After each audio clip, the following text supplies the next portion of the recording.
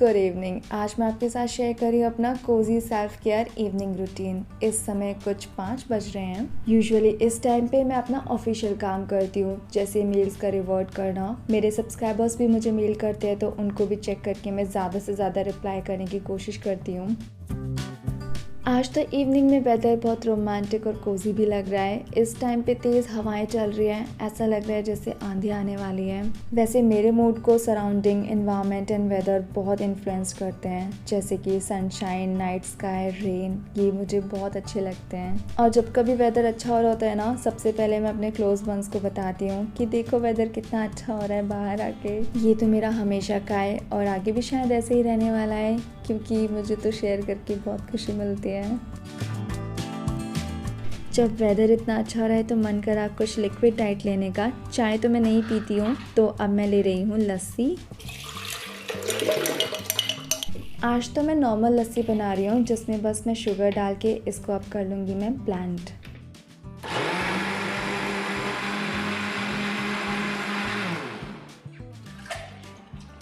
हम सभी के घर में शाम के समय चाय बनती है और चाय को हम जितना अवॉइड कर पाए ना, उतना ज़्यादा अच्छा है। तो आप भी लस्सी पी सकते हैं गर्मियों में। इससे हमारे शरीर को ठंडक भी मिलती है और इम्यूनिटी सिस्टम भी बूस्ट होता है। कुछ ऐसे काम होते हैं जिन्हें करने से पहले हमें उनके लिए एनवायरनमेंट क्रिएट करना होता है, जैसे कि मेडिटेशन करना। मैंने ये डिफ्यूज़र लिया है मेडिटेशन के पर्पस से ही।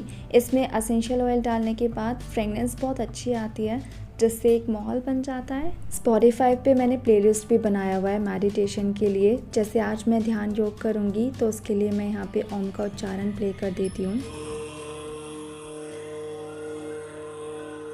मेडिटेशन करने का मेरी लाइफ पे एक पॉजिटिव इम्पैक्ट है कि ये मेरे सारे स्ट्रेस को ना रिड्यूस कर देता है, प्रेजेंट में फोकस रहने के लिए हेल्प करता है और मोर क्रिएटिव बनाता है।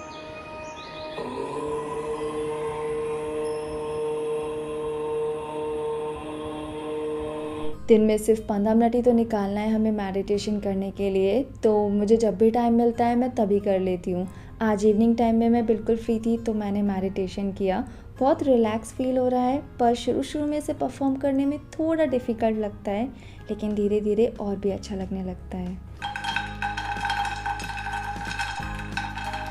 आप इवनिंग स्नैक में क्या खाना पसंद करते हैं मुझे बताना। वैसे मैं तो इवनिंग स्नैक में डिफरेंट चीज़ें ट्राई करती हूँ।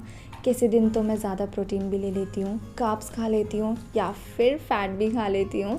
आज तो मैं मखाने की रेसिपी बना रही हूँ। ये मैंने कल रात यूट्यूब पे वॉच करी थी, बस देखते ना मन कर गया था। मैंने सोच लिया था इसको तो बनाना ज़रूर है, और इसको तो आज मैं फ़र्स्ट टाइम ही ट्राई कर रही हूँ। बनाना बहुत आसान है, बस मखाने को घी में रोस्ट कर लेना। इसमें एक चीज़ एक्स्ट्रा डलती है, वो है गुड़ की शक्कर, और फिर आप सारी चीज़ें वो डाल दो जो मैं डाल रही हूँ। बस अब इसको हम अच्छे से मिक्स करेंगे और ये रेडी हो गया हमारा दही के मखाने। क्रीमी बहुत ज़्यादा टेस्टी लग रहे हैं खाने के बाद। आप इसको ज़रूर एक बार ट्राई करना। सिंपल मखाने खाने से बेटर है कि आप ऐसे खाएं, ये और भी हेल्दियर बन जाते हैं। इसमें सारे फ्लेवर हैं, जैसे कि क्रिस्पी, क्रंची, स्वीटनेस और सॉल्टी भी। और मम्मा का ना तबीयत थोड़ा सा ठीक नहीं चल रहा था, तो बस खाते खाते मुझे मम्मा की याद आई तो मैंने उनको कॉल कर लिया। हाँ, दाढ़ में तो दर्द हो रहा। कल रात में दाढ़ में दर्द था, आज ये पता नहीं कहाँ से दर्द आ गया। आप किट्रोल खा लो ना।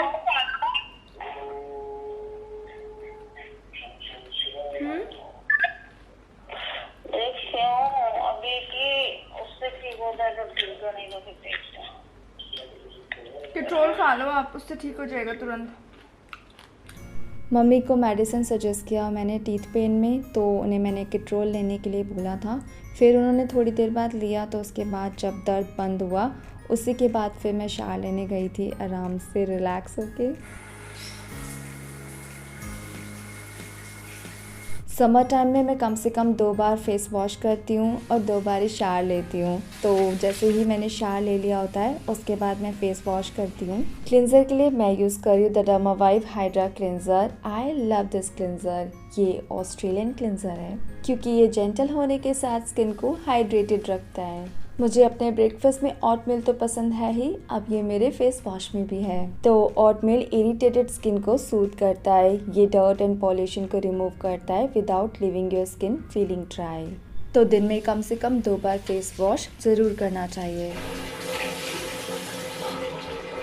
ये क्लिनजर पैक्ड है सोडियम PCA इमोलेंट से, जो कि स्किन को सॉफ्ट एंड प्लम्पी बनाता है और साथ ही में इसका जेंटल फॉर्मूला स्किन के रेडनेस को भी काम डाउन करता है। आप इसी के बाद यूज़ करेंगे मॉइस्चराइज़र। मैं यूज़ कर रही हूँ द डर्मावाइब ड्राई स्किन क्रीम।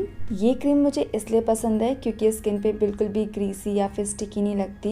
ये क्विकली एब्जॉर्ब हो जाती है स्किन में। इसमें है ओट मील, जो कि फायर फाइटर की तरह काम करता है। ये स्किन को सूद करने के साथ प्रोटेक्ट करता है। इसमें जोजोबा ऑयल एक्ट करता है as a deep drive moisturiser की तरह। सोडियम PCA विटामिन E हमारे स्किन में मॉइस्चर को लॉक करने का काम करता है और इसे डे और नाइट दोनों में यूज कर सकते हैं। ये आप ले सकते हैं Amazon, Nykaa, Iberia skin brands website and Dermavive website से। इनके लिंक आपके लिए मैंने दे दिए हैं डिस्क्रिप्शन बॉक्स में।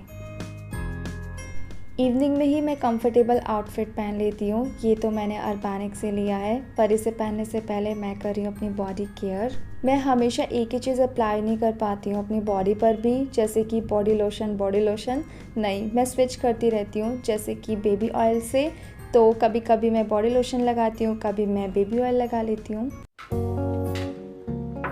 हम ह्यूमंस कितनी भी कोशिश कर लें, लेकिन हमें ये पता है कि ऊपर एक शक्ति काम कर रही है।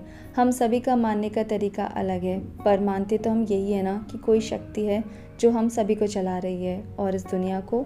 अब अगर आप सनातन संस्कृति में हैं तो आप भगवान को मानेंगे, मुस्लिम हैं तो अल्लाह को मानेंगे और क्रिश्चियन हैं तो आप जीसस को मानेंगे। तो सनातन धर्म में शाम को तुलसी की पूजा करना बहुत मायने रखती है। इस छोटे से प्लांट के अंदर भी हम उस शक्ति को मानते हैं जो इस दुनिया को चला रही है। तो इस प्लांट के अंदर हम माता का स्वरूप मानते हैं जो तुलसी माता होती हैं। तो तुलसी का प्लांट लगाने से हमारे घर में पॉजिटिविटी बनी रहती है और टाइम आने पे हम इसको हर्ब्स की तरह भी यूज़ करते हैं, जैसे कि कोल्ड होना या फिर तुलसी की चाय पीना। श्रीमद् भगवत गीता पढ़ने का मेरा बहुत टाइम से मन था, पर अभी रिसेंटली पापा ने मुझे गिफ्ट किया तो मैं तो शॉक ही हो गई थी, क्योंकि इसे लेने के पीछे ना बहुत सारे रीज़न थे मेरे भी। पर पापा ने कहा कि इसे पढ़ने का सही वक्त अभी है, क्योंकि ये हमें सिखाती है कि इंसान जब मैं और मेरा के सोच से मुक्त हो जाता है तो उसे संपूर्ण शांति मिलती है। वो तो सुना ही है ना, death is as sure for that which is born as birth is for that which is dead. मुझे ऐसा लगता है कि जितना हम मॉडर्न है ना, उसी के साथ हमें स्पिरिचुअलिटी भी उतनी ही अपने अंदर डेवलप करनी चाहिए, क्योंकि ये हमें गलत काम करने से हमेशा बचाती है।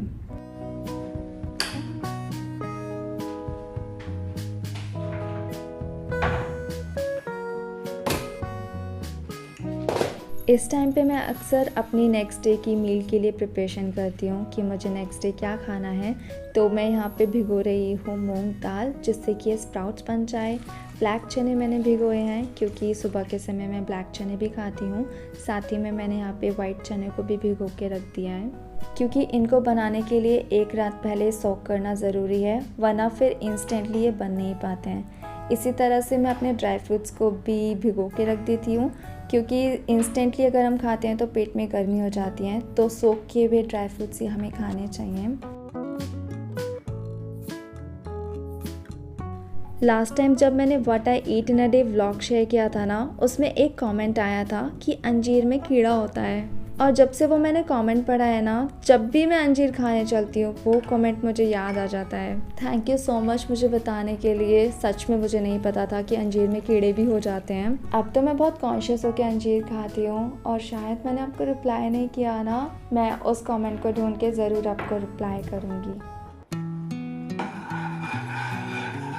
अभी 7 बज रहे हैं और 7 बजते ही ना मैं अपना डिनर प्रिपेयर करना स्टार्ट कर देती हूँ, क्योंकि 8 बजे तक मेरा लास्ट होता है कि मुझे डिनर कर ही लेना है। ज़्यादा से ज़्यादा काम मैं इवनिंग टाइम में करने की कोशिश करती हूँ, जो अक्सर मैं रात को किया करती थी। तो डिनर अब मैंने 7 बजे बनाना स्टार्ट कर दिया है, जो कि 30 to 35 मिनट में बनकर रेडी हो जाता है।